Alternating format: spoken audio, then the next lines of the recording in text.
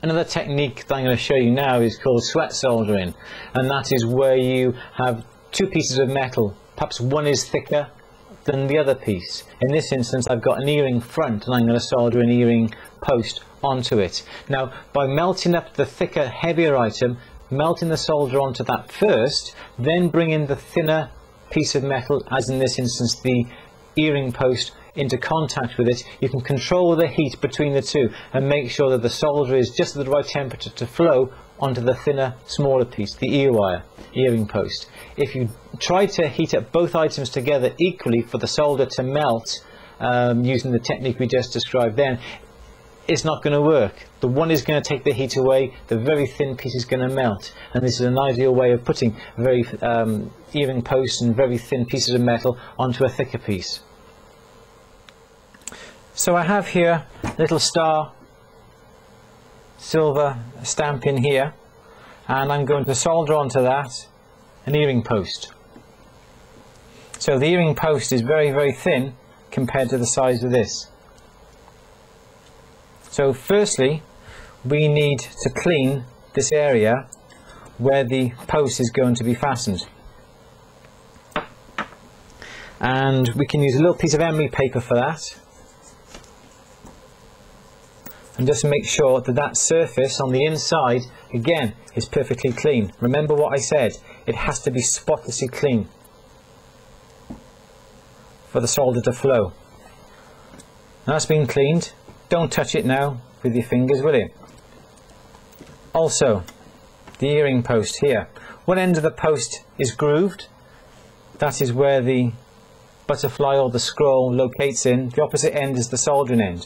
Again, it looks clean, but just to be sure, piece of emery paper over the end, nice and clean.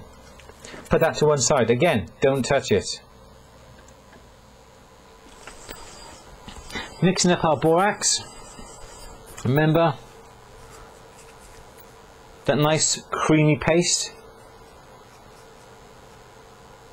and apply that onto the back of the earring.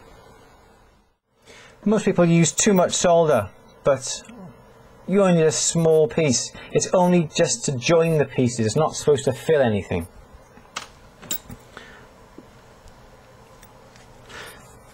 So we'll grab put the post near, we'll light up the torch and we shall melt that little piece of solder that we put onto the earring. Again, the flux bubbles up because the water bubbling and evaporating, and the solder runs into a ball, which means it's nearly time for it to melt, and there it's melted. Now we hold on to the post with the tweezers and we'll just rest that post on top, and we shall heat up the earring itself. We won't put any heat onto the post, we'll allow the heat to be transferred from the earring to the post to bring them both up to temperature. And I'll just feather that flame ever so gently,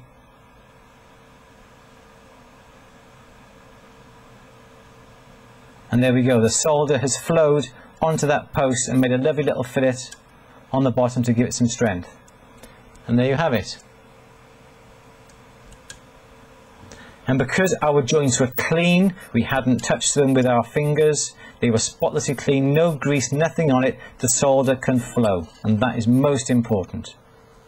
When it comes to soldering, you have to have precise control over the heat that you're directing onto the workpiece. You need to know what colour the piece becomes before it melts. You have to know when the solders are going to melt, not the actual degrees temperature that the piece melts at, but you have to know just by looking at the piece when the piece is going to melt, because if you don't, you can easily melt the whole piece and ruin a good job.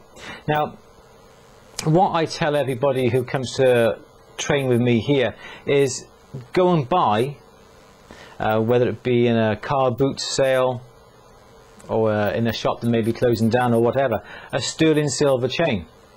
This is one here This is called an anchor chain, but the styles don't matter as long as the links are open.